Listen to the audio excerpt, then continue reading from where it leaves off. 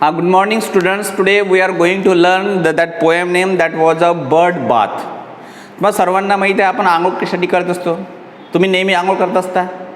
तुम्ही किंवा तुमच्या मित्रपरिवारापैकी सगळे लोक जे असतात मानवजात असतात ते आंघोळ करत असतात. आंघोळ करण्याचं कारण काय? आपण आपलं स्वतःचं शरीर स्वच्छ करून घेत असतो.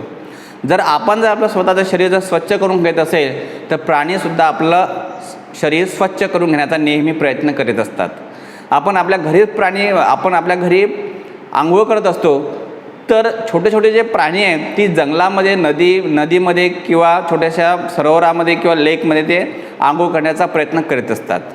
किंवा छोटासा एक ओढा असतो त्या ठिकाणीसुद्धा आंघोळ करण्याचा प्रयत्न करीत असतात.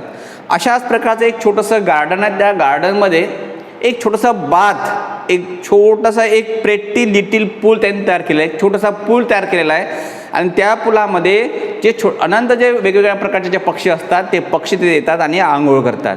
असं एक छोटंसं गार्डन, त्या गार्डनमध्ये असणारं छोटंसं प्रेटी पूल आणि या पुलामध्ये आंघोळ करताना सगळे जे पक्षी आहे अशाच एका छोट्याशा रॉबिन्स पक्ष्यांची आपण छोटीशी 3 स्टांजा असणारी पोएम आपल्याला इथे पाहायचे आहे. ही पोएम लिहिलेली आहे इव्हॅलिन स्टीन नावाच्या कवीने लिहिलेली आहे आणि अतिशय सुंदर आणि छोटीशी कविता ही आपल्याला इथे लर्न करायची आहे. Therefore we are going to learn this poem that name was a bird bath. बघा इथे छोटं चित्र दिलेलं आहे. हे चित्र कशात दिलेलं आहे? एक बाथचं दिलेलं आहे, छोटासा पुलाचं चित्र दिलेलं आहे आणि हे गार्डनमध्ये आहे. हे जे सगळे पक्षी ते एकत्र येतात आणि मस्त एन्जॉय करत असतात. खूप आनंदाने ते जीवन जगण्याचा प्रयत्न करत असतात. खूप आनंदाने आंघोळ करण्याचा ते प्रयत्न करत असतात. आणि अशा प्रकारची छोटीशी कविता आपण या ठिकाणी आपण लर्न करणार आहोत. लिसन. In our garden we have made such a pretty little pool, lined with pebbles neatly laid, filled with water clean and cool. When the sun shines warm and high, robins cluster round its brink. Never one comes flying by, but will flutter down to drink. Then they splash and splash and splash, spattering little showers bright all around, till of they flash, singing sweetly their delight. These are the 3 stanzas. In the stanza we have to learn here. We have to going to learn. In our garden we have made such a pretty little pool. Pretty म्हणजे अतिशय सुंदर एक छोटासा एक पूल आपण तयार केलेला आहे. कुठे? गार्डनमध्ये. Means this poet made the small pretty pool in the garden. They have used the different type of pebbles. Pebbles means white color stones. They made the white color stones. They use the white color stones. बघा इथे तुम्ही एक गार्डनमध्ये पूल बघितलं. हा एक पूल आहे आणि या पुलाच्या खालच्या भागामध्ये काय त्यांनी स्टोनचा वापर केलेला, white colour stones. This is a pebbles. These are the pebbles. With the help of the pebbles, by using the pebbles, they made the small pretty pool for the birds bathing. That is a neatly lit filled with the water clean and cool. जे पाणी जे आहे कसं आहे, clean आहे, स्वच्छ आहे आणि थंड म्हणजे कोल्ड आहे. जे cool, neat and clean also. When the sun shine warm and high, robins cluster round its brink. Never one comes flying by, but will flutter down to drink. Listen, he said that when the sun shines, जेव्हा सूर्य उगत असतो तेव्हा थोडी उष्णता असतं आणि उष्णता असल्यानंतर त्याला सध्या वार्म झाल्यासारखं वाटतं, खूप गरम झाल्यासारखं वाटतं. तेव्हा ते काय करत असतात? वरती जात असतात, खाली येत असतात, वरती जात असतात, खाली येत असतात आणि robin cluster round its brink. आणि ते अतिशय घोळक्याने सगळे एका ग्रुपने एका गटाने ते एकत्र येत असतात आणि त्या पूलवर ते आंघोळ करण्यासाठी उतरत असतात. Never one comes flying by, but will flutter down the drink. Never one comes. फक्त एकदाच येत नाही तर ते वारंवार येत असतात. ते नेहमी त्या पुलावर आंघोळ करण्यासाठी येत असतात. कारण तिथं जे पाणी जास्त असतं, स्वच्छ असतं, नेटकं असतं आणि क्लीन असतं आणि थंडावाचं कोल्ड असतं. म्हणजे अशा प्रकारच्या पाण्यामध्ये आंघोळ करण्यासाठी त्याला खूप मौज मजा वाटत असतं. म्हणून ते काय करतात? पाण्यामध्ये येत असतात आणि फ्लटरिंग करत असतात. फ्लटरिंग करणे म्हणजे काय होतं? आपले जे पंख त्या पाण्यामध्ये हलवत असतात आणि ते पाण्यामध्ये पंख हलवल्याच्या नंतर त्याच्यामधून जे पाणी जे उडत असतात ते बारीक जे शॉवर जे उडत असतात ते पाहण्यासाठी अतिशय सुंदर दिसत असतात आणि ते चमकदार असतात. बघा, never one comes flying by but will flutter down to drink.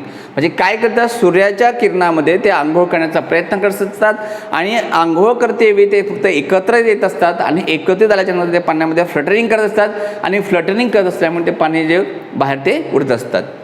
Then they splash and splash and splash spattering little showers bright. म्हणजे ते आपले स्प्लॅश अँड स्प्लॅश म्हणजे ते आपल्या पाण्यामध्ये ते बुडत असतात आणि आपले पंख हलवत असतात. आणि पंख हलवत असल्यामुळे तिथलं जे पाणी जे आहे ते स्वच्छ जे पाणी कसं असतं वरती उडत असते आणि वरती उडत असल्यामुळे ते जे पाणी ते जे शॉवर जे आहे ते शॉवर अतिशय सुंदर दिसत असे, चमकत असे. All around tell of they flash singing sweetly their delight. All around tell of they flash singing sweetly their delight. ते अतिशय आनंदाने ते गाणे म्हणत असायचे, गाणे म्हणत ते आंघोळ करायचे, गाणे म्हणत आंघोळ केल्याच्या नंतर त्यांना जो मिळणारा जो आनंद होता तो आनंद त्याला खूप असायचा. आणि अशा प्रकारचे शॉवर जे ते शॉवर कसे चमकायचे म्हणजे आंघोळ करत असताना त्यांचं पाणी उडायचं, पाणी उडायच्यानंतर ते पाणी चमकायचं आणि ते अतिशय ते सुंदर निसर्गरम्य ते वातावरण त्यांना ते योग्य वाटायचं. म्हणजे अशा प्रकारची छोटीशी poem bird bath name is given there. Bird bath छोटीशी कविता या पक्ष्यांनी आपलं मनोगत व्यक्त करण्यासाठी ही लिहिलेली असावी by Evaleen Stein. In our garden we have made such a pretty little pool lined with pebbles neatly laid, filled with the water clean and cool. In the garden, with the help of the white colored stone, Miss Pebbles, they made a pretty little pool. They made the pretty little pool. When the sun shines warm and high, robins cluster round its brink. Never one comes flying by, but will flutter down to drink. They use the different type of pebbles, and when the sun shines, that time there is a atmosphere is a warm and there is a warm cool atmosphere, and these robins comes with the group on this small pretty pool, and they are never flying again. They are fluttering into the pool. They are fluttering into the pool and drink the water. Then they splash and splash and splash, splattering little showers bright. They are splashing into the water. They are continuous splashing and splashing. And this some water shower, they are coming out from this pools. All around till of they flash singing sweetly their delight. And therefore all around only looks like the only shower and shower because of this birds splashing, and this atmosphere is a delight. This atmosphere is a delight. In this way, this is the short poem we have to learn here. Now we are finding some questions. This question is a very easy. First question, the poem has rhyming words at the end of the lines. Find and write the pairs of the rhyming words in each stanza. प्रत्येक stanza मध्ये rhyming words दिलेले आहेत. ते rhyming words आपल्याला इथं शोधायचे आणि ते रायमिंग वर्ड्स बघा very easy. Made, let, pool, cool, hi, bye, bring, drink, splash, flash, bright, delight. These are the rhyming words. Then second question is here. Guess the meaning of the following words in the poem. Line, cluster, bring and flash. हे सगळ्या शब्दांचं meaning तुम्हाला तुमच्या वर्कबुकमध्ये मिळतात. ते तुम्हाला शोधायचं आहे किंवा डिक्शनरीमध्ये तुम्हाला शोधायचं आहे. Then rewrite the following lines in your own words. Never one comes flying by, but will flutter down to drink. ही तुम्हाला तुमच्या स्वतःच्या हँडरायटिंगमध्ये तुमच्या नोटबुकमध्ये लिहायचे. Second, tell of they flash singing sweetly their delight. आणि ही सुद्धा लाईन म्हणजे काय करायचे तुम्हाला सरळ सरळ ही तीनही स्टांजा तुमच्या नोटबुकमध्ये लिहायचे. म्हणजे तुमची रायटिंग प्रॅक्टिस पण तुमची इम्प्रूव्ह होऊन जातं, रायटिंग तुमची इम्प्रूव्हमेंट होऊन जातं, रीडिंग तुमचं इम्प्रूव्हमेंट होऊन जातं आणि तुम्हाला ती पोएम चांगल्या पद्धतीने तुम्हाला समजतं, अंडरस्टँड होतं. Right what you can do to welcome birds in your surrounding. तुम्ही तुमच्या वातावरणामध्ये पक्ष्यांचं स्वागत करण्यासाठी तुम्ही काय करू शकता. बघा तुम्ही तुमच्या घराजवळ किंवा तुमच्या शेजारी किंवा तुमच्या शेतामध्ये त्या पक्ष्यांसाठी छोटे छोटे तुम्ही घरटे तयार करू शकता. तुम्ही तुमच्या घरावर किंवा तुमच्या स्लॅबवर तुम्ही त्यांच्यासाठी एका टपमध्ये पाणी ठेवू शकता किंवा साईडला तुम्ही ज्वारीचे बारीक बारीक तुकडे करून तुम्ही तिथे ठेवू शकता, जेणेकरून तिथे सगळे पक्षी येतात आणि ते खातात आणि ते आंघोळ करतात, तिथे बसतात. अशा प्रकारचा नॅचरल ॲटमॉस्फिअर तुम्ही तुमच्या घरीसुद्धा तुम्ही तयार करू शकता. Then discuss what you can do to help other animals in your surroundings. Write down any 3 ideas you like from the discussion. बघा तुम्हाला फक्त पक्ष्यांची संबंधित नाही, इतर कुठलेही जे प्राणी असतील तर त्या प्राण्यांना तुमच्या घरी आणण्यासाठी काय तुम्हाला करता येईल अशा प्रकारे कुठलेही 3 प्राण्यांसाठी 3 आयडिया तुम्हाला लिहायचे आहे. म्हणजे फॉर एक्झाम्पल तुम्ही तुमच्या घरी जर एखादा पॅरोट्स जर तुमच्याकडे ठेवत असेल तर पॅरोट्सला तुमच्या घरी ठेवण्यासाठी तुम्हाला काय काय करावं लागेल ही माहिती तुम्हाला 3 आयडियाज तुम्हाला. फॉर एक्झाम्पल तुम्हाला काय केज म्हणजे पिंजरा पाहिजे तुम्हाला, त्या पॅरोटला